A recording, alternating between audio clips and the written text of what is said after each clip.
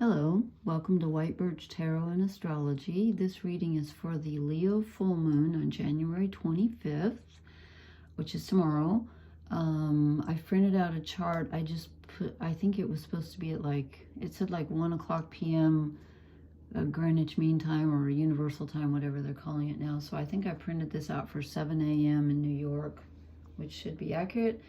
And yet somehow the moon came out 2 degrees off from where it's supposed to be. Where's my red pencil? Anyway, there's so much to talk about. I'm not sure I can get through all this, to be honest with you, and have time to read the cards, but I'm going to try. So I'll try to do this quickly. But this is an astoundingly important full moon. I will say that. It's astoundingly important because we have, the full moon is when the sun is always opposite the moon, right? So you can see the whole moon. And the sun is in Aquarius, the moon is in Leo. The sun is conjunct Pluto. Remember, they just moved into Aquarius together a couple days ago. So they are together. So the sun, which is our self, is with Pluto, the god of the underworld, which in a way is also our self, but it's our deep hidden self, which connects us to everything, really. Rules Scorpio. But anyway, they are opposite the moon. So the moon in Leo is the sign which is ruled by the sun, by the way. And it is, Leo is about being your true self.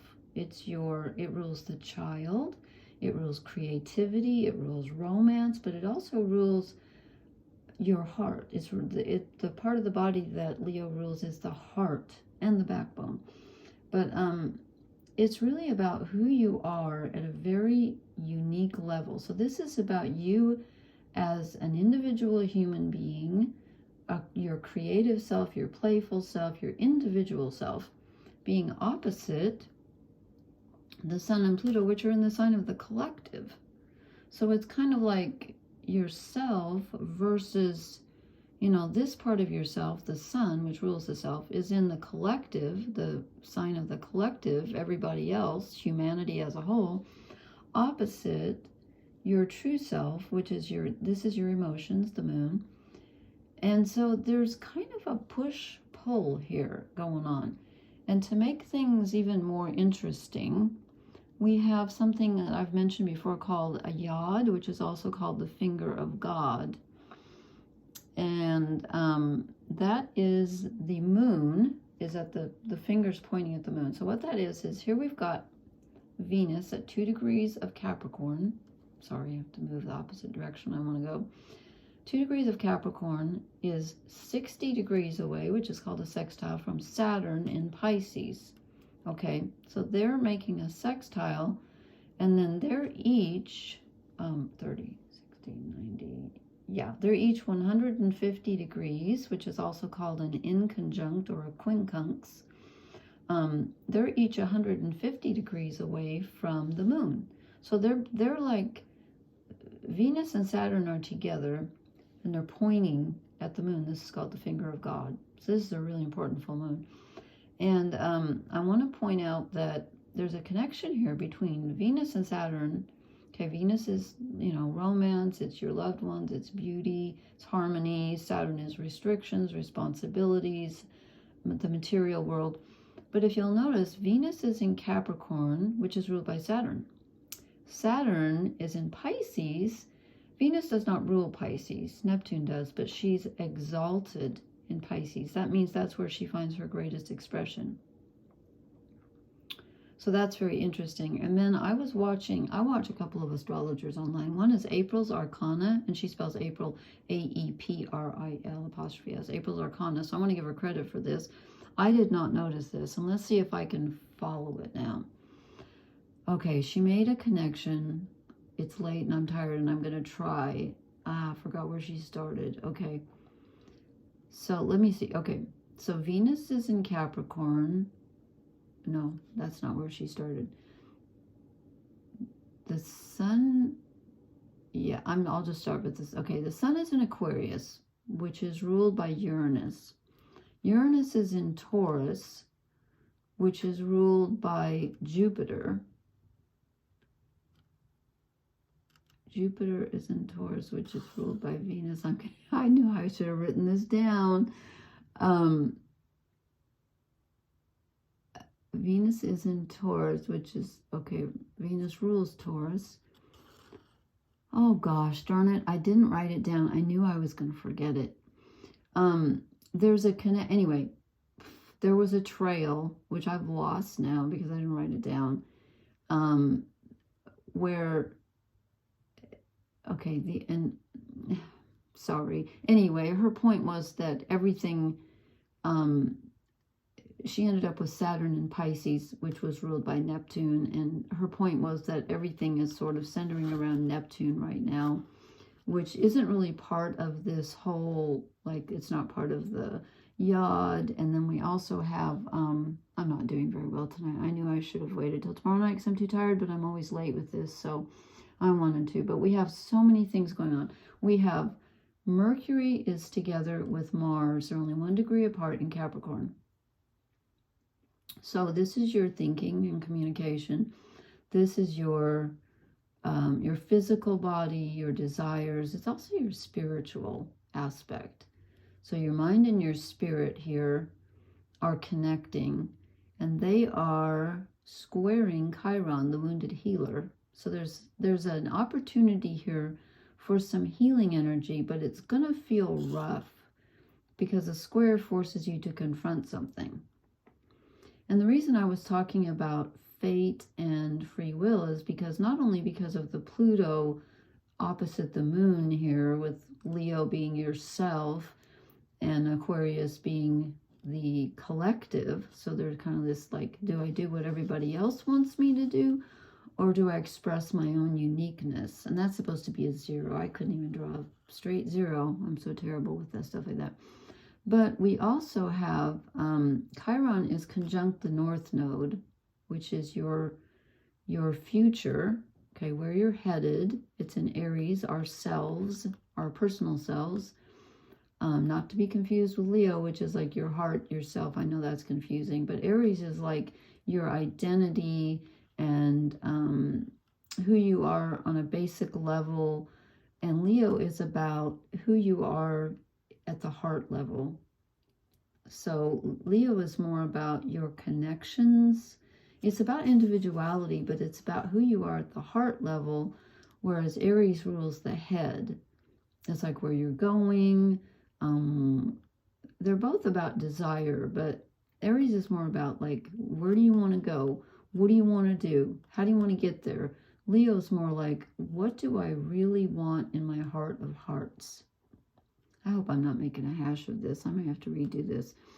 But anyway, Chiron is conjunct the North Node, which rules the future, sort of our free will. And it's opposite the South Node, which is our past karma, or sort of our fate. It's where we feel the most comfortable, which is in the sign of Libra, which rules wanting to help and please others, while the North Node, where we're supposed to be headed right now, is in the sign of the self. And again, I know I just said Leo was the self, but they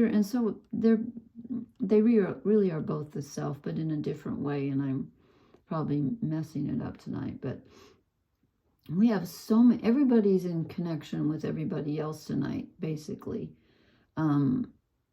That's really explanatory, isn't it? It's just astounding. But anyway, so there's a good connection between our harmonious energy of relationships being propped up right now with some very stable energy. This is good because we need this, because you can feel very Leos like to be appreciated. The shadow side of Leo is being overly dramatic and wanting all the attention on you. That's the shadow side. Every sign has a shadow side. So right now you could be feeling very unappreciated and kind of singled out, like you don't feel like you belong with everybody else, because this is the collective in Aquarius here. So the sun, which is usually yourself, your entire self with a capital S, includes your shadow and everything, is in the sign of the collective. So there's a little bit of a push-pull here. I hope I'm making sense. I mean, I should just go to the cards. This is It's really it's a huge full moon, truly. And Uranus just went direct. It's still retrograde tonight. I don't think so. I think it goes, I'm sorry, I didn't look that up. It goes direct, like, when it's going direct, is it tomorrow? When did I wrote it down somewhere. There's just too much to cover tonight. Well, I'm sorry. I think it goes direct. What did I say the other night? As if you guys are going to remind me. I can't hear you. Speak louder. Anyway, it's either just gone direct or it's going direct in the next day. So that's pretty big too, that Uranus is going direct. And as you can see, we have, let's see, these are 36, the Mercury-Mars conjunction, your thoughts, your mental activity, and your physical activity. And remember, the Mars is also your spiritual and your physical, because they're one and the same. Even though lots of religions like to divide them, they're not. These are actually squaring Chiron, but that means they're trining. No, hold on. I'm sorry. They're squaring the north nodes. So there's a little bit of difficult energy here with where you want to move forward and where your mind and your body want to take you. But there's some positive energy with Uranus, which is moving away from the crowd, expressing your individuality, and tapping into the collective, and yet expressing your own individuality. Uranus and Aquarius, which rules Aquarius, they're interesting energies because they're about the collective, but they're also about being unique. So it's kind of a paradox. Aquarius is a really interesting sign. I've already gone 12 minutes here, and I hope some of that made sense. Let me get to the cards.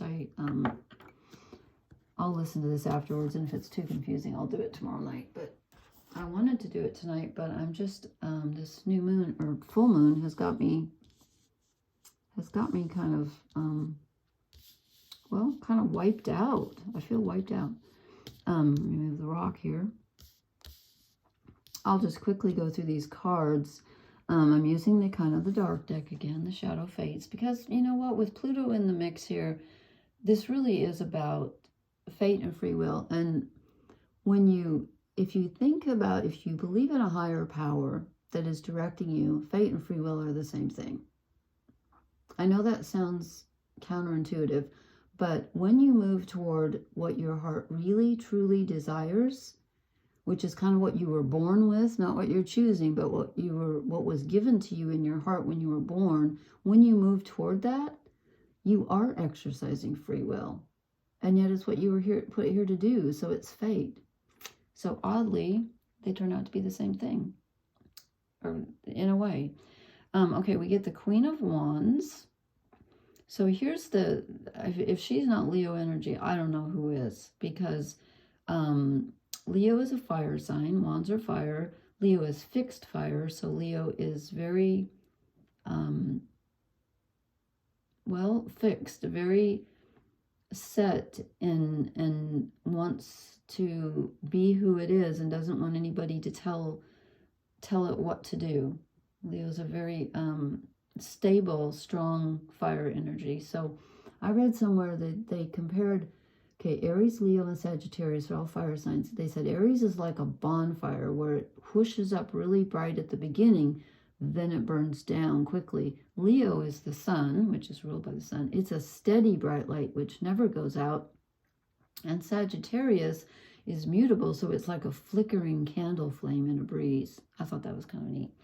Okay, so we have the Queen of Wands. So here's our fire energy. We want to express ourselves. We want to be noticed and we want to be appreciated, okay? And then we get the Nine of Cups. And this is the emotional fulfillment card. We want our emotions to be fulfilled. Let's see, who's in water right now? Saturn's in Pisces. I better stop looking at that chart. Well, it's the full moon. The moon rules our emotions, so I don't need to go any further than that. This is a very emotional time because of the full moon. And this is wanting our desires to be met. We want emotional satisfaction. He doesn't look very happy, however. Okay, then we get the Three of Swords. emotional heartbreak. You could be feeling very painfully alone at this time because, again, there's a conflict between that Pluto kind of butts its head in with the Sun and drags us down into the underworld where our deeper feelings are. And again, you need to feel your deeper feelings. That's actually healthy, but it usually brings up something that you need to let go of in order to fully feel your truth and express your truth. Right now, the heart feels broken. But if you can tap into this deeper energy of the Sun conjunct Pluto and find out what you truly, really desire and how you want to express yourself in a healthy way, without worrying about what people think of you, then you can mend this crack. Okay, and then we get the Four of Wands, which is an excellent card because this, again, is supportive energy where we move through a doorway into a new level of energy. Excuse my voice, and I don't know why I'm so wiped out. I just am. But this is really, this is entering a whole new, I'd love to live in that house, except the windows aren't big enough. Anyway, this is moving into a whole new level of self and perhaps expressing it, because Leo is all about expression.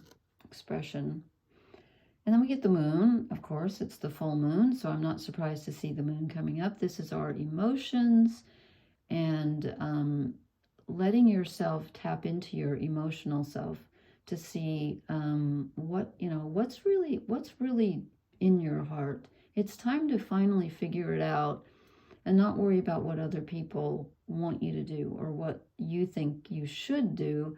It's what do you want to do. I've got a light wolf here, and I don't know, is that a baby dark wolf? I don't know. Is that your shadow, perhaps? Maybe that's the shadow of the white wolf. Then we get the King of Wands. So we have the Queen and the King of Wands.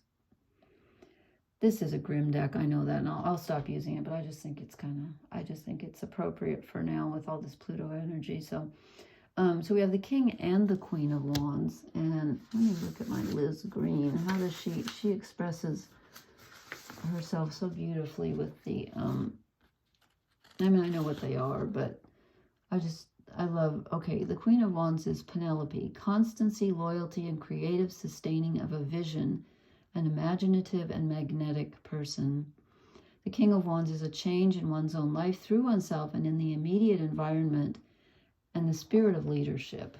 So yeah, this is taking control. The Queen of Wands is about expressing yourself. The King of Wands is about taking control of that expression. And again, with Venus sextiling Saturn, that gives us a measure of control because Venus is in Capricorn. So our love nature is very grounded at this time. Okay, so then we get the Six of Cups, which is the childhood sweetheart card, and nostalgia and longing for the past. So you could be remembering happier, simpler times. And again, I said Leo rules children, and it rules your inner child. And so here you are getting in touch with that part of yourself that when you were a child was happy just looking at a flower or a butterfly or a bat or whatever that is that's over the moon. Kids really have an inner wisdom. Oh, what's that line from? I'll never be able to think of it on the spot. My favorite band is T-Rex. I love Marc Bolan. And he's got a song where he says, I can't think of it. It's about being a child. And he's always talking about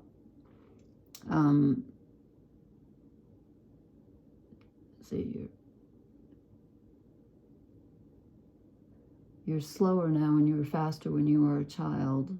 Yes, you were. What song is that? There's gold in the mountains and people living in the sea. I'm sorry, I can't think of the title. It's on the T-Rex album. Anyway, sorry, little detour there. Then we get the Eight of Cups. Pardon me. And this is walking away from something. You have to leave something behind in order to reap the rewards of this full moon. And that's because of the Pluto influence here and going down into the underworld. And, you know, with Mercury and Mars squaring Chiron, the wounded healer, there's just no getting around it. This is a healing time, but you've got to walk away from something. You've got to, I almost want to say surrender, even though we didn't really get any cards for surrender. When April's Arcana said all roads lead to Neptune, I'm like, okay, Neptune is the hanged man.